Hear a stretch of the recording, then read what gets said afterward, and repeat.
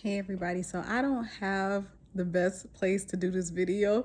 I have yet to set up a desk and a whole bunch of stuff because I just recently moved, but I wanted to share with you all something that I think is important to share like right away, even though it happened probably not like a week ago, but it's still important. So basically I knew someone who they signed up for an Amazon account, Amazon.com account to be exact. They signed up for this account because through their employer, they were being offered free Prime membership. They hadn't had an account before. So I actually assisted the person with signing up for the account. They did the simple process of putting down their email, creating an Amazon account, which usually just requires an email address and a phone number. And of course, I guess eventually in your account, you would put in like your address and stuff as well. But basically, shortly after, I promise you, maybe just days after doing so, this individual received a phone call and also alleged that they received an email as well. I mean, a text message as well. But I did not see the text message in the phone. We couldn't find the text. So I don't know if somehow the phone was hacked and the text disappeared, or maybe this person just didn't realize it because the person woke straight up when this happened. And that's important to understand. When this occurred, the phone call occurred, the person was actually asleep. So that impacted how the person responded. So basically, there was a phone call that came in. The individual missed the call.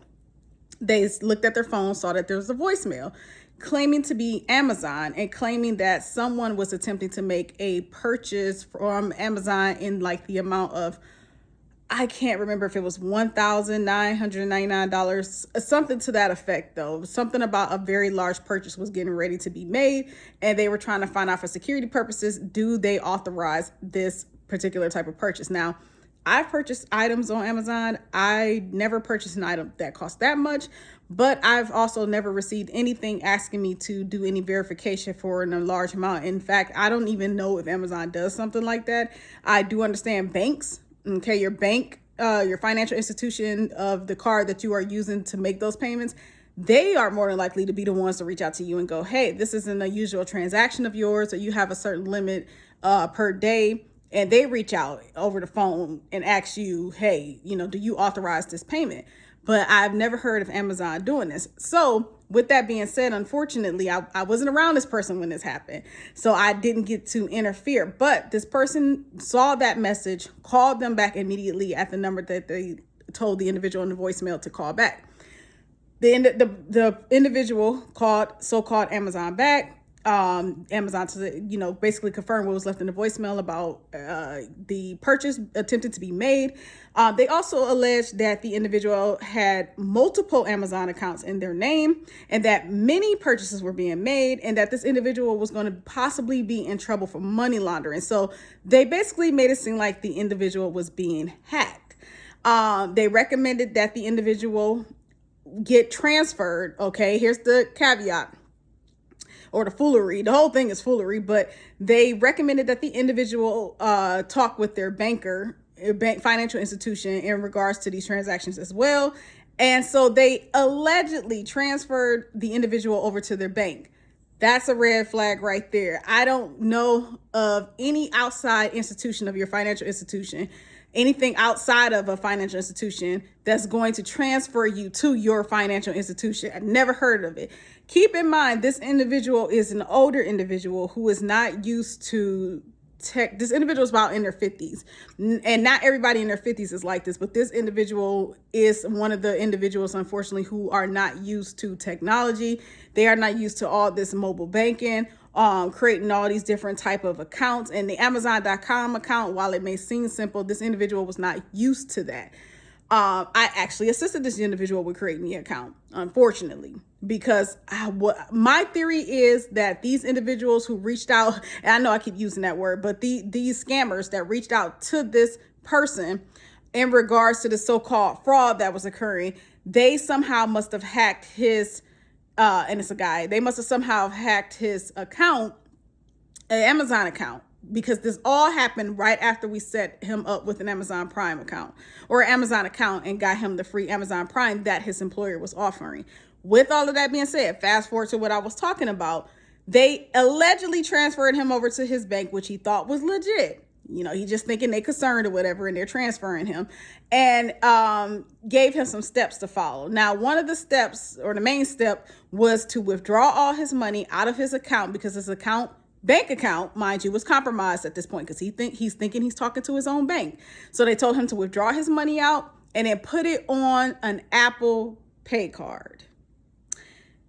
I know for some of us, including myself, who is very privy to scams like this, because for one, I've seen it. I've caught them before they even tried to get me, but I've also went to many schools. I've been learning this whole technology world since I was in high school, because I guess that's when it started to boom. I graduated 2004 from the 12th grade. So at that point, making a transition from middle school to high school, technology started to really boom, and they started teaching us things like computer classes at school. So I became aware of all these different type of scamming situations online, but I know there's a plethora of them nowadays. But this one in particular, I definitely would have been aware of. Like, I wouldn't even answer that call. I would have looked at the voicemail and went, please. Okay. But again, this individual did not know of this stuff. It hasn't really dealt with technology on this level.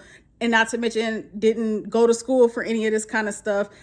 Didn't work somewhere where they accumulated basically like the basic knowledge of cyber security type stuff. What all this different, I don't know the exact terms for it, but all this different stuff with the hacking and the scams, he didn't know. So he thought he was speaking on the phone with legitimate people, because they reached out to his cell phone, the number that he had on file, and he thought it was legit. So he unfortunately got in his car quickly, went and got the Apple Pay card, and I guess continued to speak with these individuals. They walked him through whatever they walked him through, and they took all the money that he placed on that card. Fast forward to the current times. While he was able to report it to his bank, there's pretty much, the bank just let him know, like, yeah, you pretty much probably won't get that back. I don't know, if he was able to press charges. I didn't really press too much information out of him, because he was very upset, like more so upset with himself. And I had to tell him, you're not the only one. You're lucky you didn't even have that much money in the bank. Thankfully, people are starting to, and not even starting to, like, we're talking everyday working class people. I ain't talking about folk, who got like, I don't know, a lot more funds. I'm talking folks that are working class, and some of them don't have but like a couple of hundreds or so in their savings. And I know that's not like the greatest thing, but yeah, there's people out here like that. So with that being said, he didn't have a lot. Thankfully, he did not have a lot of funds. This worked out in his favor, because the amount that he had, he can't really miss too much. And it just wasn't a whole lot, but nobody wants to lose anything, right? Like, not even $5, let alone, whatever, but thankfully he did not have a whole lot, but he lost it all when he stuck it on that Apple Pay card and followed whatever further directions these individuals had. So with that being said, I think many of us nowadays who are privy to technology, and we have certain jobs that teach us about cybersecurity, or we go to school and learn about this stuff, or we have family who have taught us, we wouldn't more than likely fall for such a scam. But there are still people out here that do. And crazy thing is, this individual and I was just talking about the movie The Beekeeper with Jason Statham.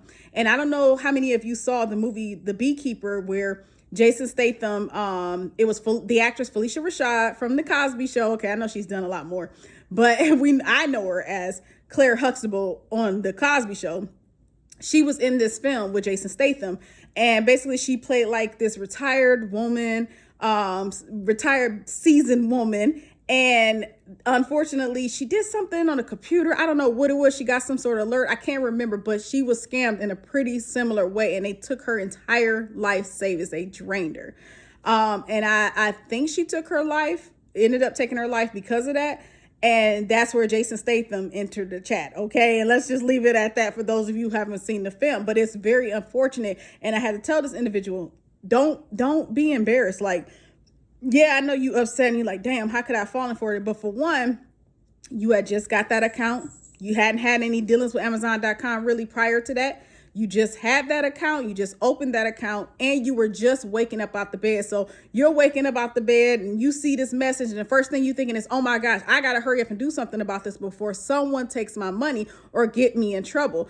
And this is the thing about it. These scammers basically put a sense of urgency in him by telling him, hey, you're up for money laundering. Like, the police are going to have to come out there and talk to you tomorrow, and don't get cash. If you get cash, and if you take the money out your account and only get cash, then it's something about money laundering charges. I remember what he said verbatim, but that's how they got him and convinced him to not only hurry and do something about the situation, sparking that sense of urgency, so you don't have time to question this. You don't have time to ask someone else their opinion. If you fall for that, you're going to want to hurry up and do the steps that they tell you, especially if you feel like, you don't know the law and you think you're going to go to jail. So he's rushing to get the money out his account, but then they tell him because of money laundering, he has to put it on a card.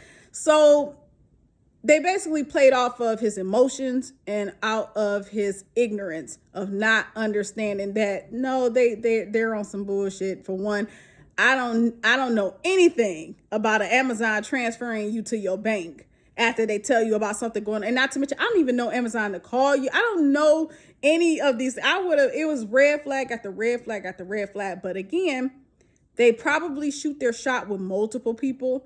And eventually they're more than likely going to find one person who just don't know any better. And that's going to be their moneymaker, unfortunately. I like to hope that many people, even when they don't know any better, they have family members or friends or someone around them that can say, don't do it. And then also things like this, like I've looked up things online, on Reddit, on Quora, on YouTube, to see other people experience with certain entities and certain phone numbers that pop up on my screen. You got ways of entering these phone numbers into websites to even see who the hell is calling you. Thankfully, you have things like that. So it's crazy. It is crazy, and it is definitely devilish. It is some devilish work, but it is being done, and we have to protect ourselves. So I thought I'd get on here and share that. I don't be having a whole lot to say nowadays. I really don't. But there are some things, I do think about, and I do feel like needs to be shared and needs to be said. And I know a lot of these scams we all know about, but apparently there are still people out here who don't. And that's unfortunate. And again, I don't feel like anybody should be embarrassed, and nobody should be blaming themselves. Like, yeah, blame the individuals who are out here scamming you. Don't blame yourself, and don't feel embarrassed, and don't let nobody make you feel like, oh, well, you should have known better. The hell? I didn't ask nobody to be a devil this day. Like I'm not asking for, I'm living my everyday life. I'm trying to just live and survive out here like anybody else. So why am I going to take on any shame and any guilt, and responsibility for what someone else has done when I just genuinely didn't know? And so I don't agree with making nobody feel stupid about a situation like that. What I do is turn that anger and towards the person that did the scamming. That's what I do. Let's not misdirect that cheese. Let's get it right. So that is it. Let me know what you all think in the comment section. And I just hope that since this video is out, if you subscribe to this channel, you never fall for any mess like this, and you can spread the word as well. Okay, peace.